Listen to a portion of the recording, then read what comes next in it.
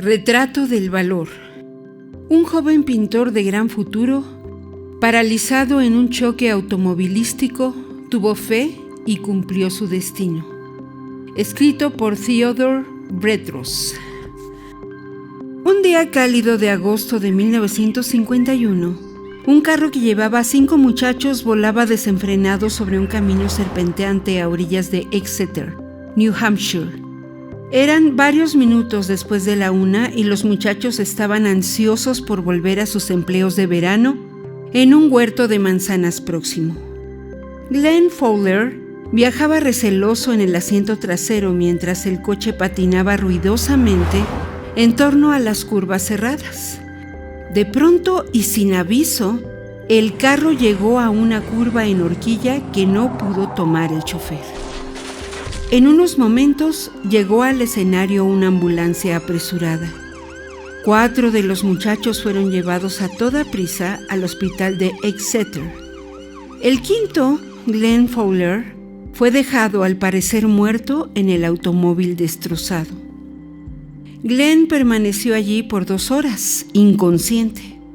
Luego, la ambulancia volvió al fin por él, y los médicos le tomaron el pulso y sintieron una palpitación débil. Llevaron a toda prisa a Glenn al mismo hospital, pero cuando lo vio el equipo de cirujanos que esperaban allí para operar al muchacho, movieron la cabeza. Tenía fracturado el cuello en 3 lugares y parecía estar paralizado de la cabeza a los pies. Lo trataron para el choque, lo envolvieron en frazadas calientes y lo llevaron apresuradamente con escolta policíaca al Hospital Deacons en Boston. Allí el muchacho fue sometido a una serie exhaustiva de exámenes. Cientos de pruebas de reflejos pudieron probar una cosa solamente. Glenn Fowler había sido transformado a la edad de 17 años en tetrapléjico inútil. Un gran nervio a la base del cuello que salía del sistema nervioso central estaba cortado fuera de toda reparación.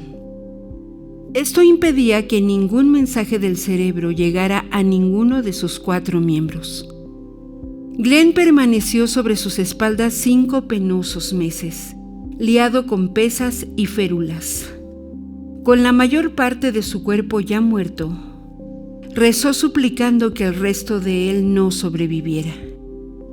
De modo gradual principió a desconfiar tanto de sí mismo como de Dios y se retiró por completo de todo contacto con el mundo externo. Los médicos del Deacons, alarmados por el debilitamiento de su condición, decidieron transferir a Glenn al Houston School de Massachusetts en Canton. Allí fue puesto bajo un programa enérgico de terapia de trabajo y fisioterapia, mas no mostró ningún deseo de ayudarse y su condición empeoró. Un día, una enfermera atractiva llamada Joan Rogers entró a su cuarto. «Hola, gruñón», saludó con alegría. Él no respondió. Cuando miró la cara sonriente y vio cómo bailaban los ojos con una vitalidad interior, lo hizo sentirse resentido amargamente. «¿Vas a permanecer en esa cama el resto de tu vida?», bromeó Joan. Como Glenn tampoco replicó, salió del cuarto por un momento y regresó con una silla de ruedas. «Ven», dijo, «tú y yo vamos a dar una vuelta juntos».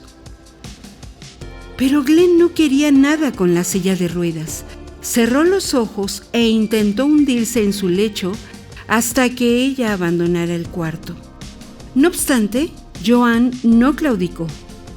Regresó al día siguiente y al otro. Cada ocasión ponía la silla de ruedas junto a la cama de Glenn. Él aceptó al fin intentarlo, siguiendo un impulso para complacerla. Mientras Joan lo sostenía firmemente por abajo de las axilas, consiguió deslizarse de la orilla de su lecho a la silla de ruedas. Fue una tarea larga y tediosa, mas no pareció importarle a Joan. Pasó un año mientras ella lo engatusaba, lo reprendía y lo alentaba. Poco a poco le comenzó a gustar la silla. Al principio de mala gana, después con un sentimiento cordial de esperar la rutina. El primer paso había concluido. El deseo de vivir estaba revivido dentro de su corazón, pero aún restaba un obstáculo más difícil de superar: una carencia de interés en cualquiera otra ocupación. Cuando estaba en la escuela de segunda enseñanza, Glenn había mostrado una aptitud notable para la pintura. Había ganado varios premios y su trabajo pronto estaba reconocido en los círculos artísticos en el tiempo del accidente. Pero todo eso era parte del pasado, se recordó Glenn mientras cerraba su mente a sus sueños de convertirse en un gran pintor. En su desesperación rechazó al Dios injusto que primero le dio un talento y luego se lo quitó. Un día, hundido en las angustias de la melancolía, experimentó súbitamente una urgencia abrumadora de expresar sus sentimientos en el único modo que sabía: sobre tela. Entonces pidió a uno de los médicos un pincel y pinturas. Cuando le llevaron los materiales a su cuarto y se los pusieron sobre el lecho, el aire pareció cargado de tensión. El médico ayudó a Glenn con su silla de ruedas y observó silenciosamente mientras el joven paciente se esforzaba para tomar uno de los pinceles. Todos los músculos en su cuerpo torcido lucharon y se pusieron tirantes en un esfuerzo por asir el pincel en sus dedos. Pero fue inútil. El médico se acercó a Glenn. Tomó el pincel y lo puso ante sus ojos y dijo, sin rastro de compasión en su voz: Glenn, esto no es tan malo como te parece en este momento. Entiende que no te queda fuerza en los brazos, pero eres fuerte del cuello hacia arriba. ¿Espera que pinte con el cuello?, inquirió Glenn rebeldemente. Con los dientes, Glenn, tus dientes, replicó el médico. Glenn trató de reír, pero incluso esto le dolió. Ya se divirtió, Doc, estalló. Ahora váyase y déjeme en paz. Glenn, esto no es un chiste, persistió el médico. Créeme. No hay diferencia entre controlar un pincel con los dedos y hacer lo mismo con tus dientes.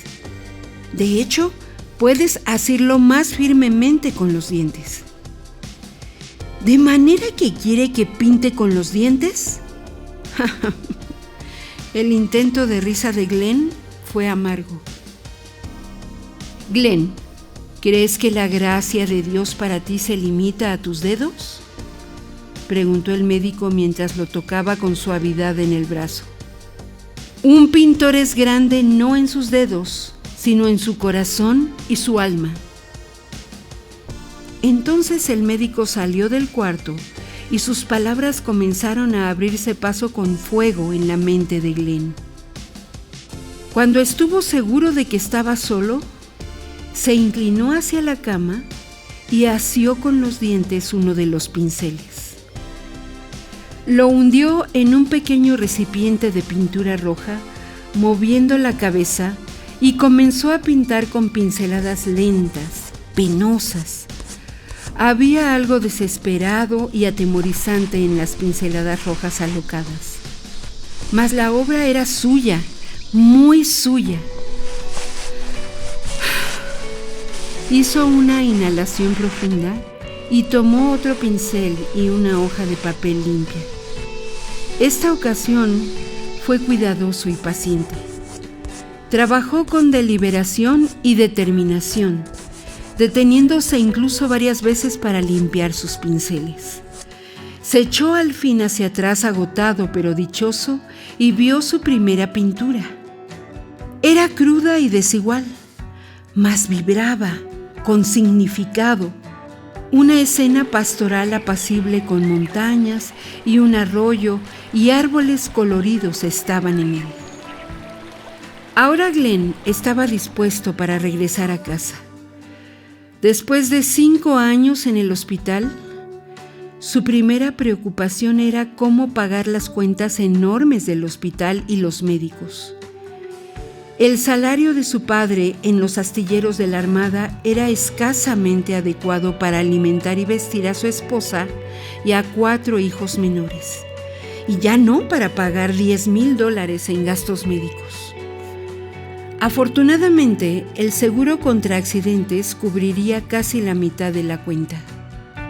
Pero eso aún dejaba más de $5,000 para proyectar su sombra sobre la mente ya sobrecargada de Glenn. Decidió inscribirse en la Escuela de Pintores Famosos en Westport, Connecticut, siguiendo un impulso. Después de presentar unos pocos de sus dibujos, le fue concedida una beca de 3 años y la esperanza abrió sus brazos compasivos para recibirla. Glenn efectuó su primera exposición antes que hubiera completado su trabajo en la escuela de pintura. Cuando se cerró la exhibición, había vendido más de 20 pinturas por un total de $1,200. Esto fue solo el principio para que siguieran otras ventas. En cosa de meses se habían vendido 150 de sus pinturas.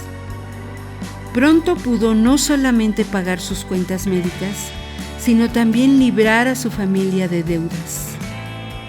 Desde entonces, este joven ha recibido muchos honores y premios. Y no es el menor de estos una esposa encantadora. La abnegada Joan Rogers, quien lo animó primero en la sala del hospital a volver a la vida. Se casaron en la casa de la familia de Glenn en 1958 y luego se mudaron a Beverly, Massachusetts, donde Joan trabaja en el turno de 3 a 7 en el hospital local.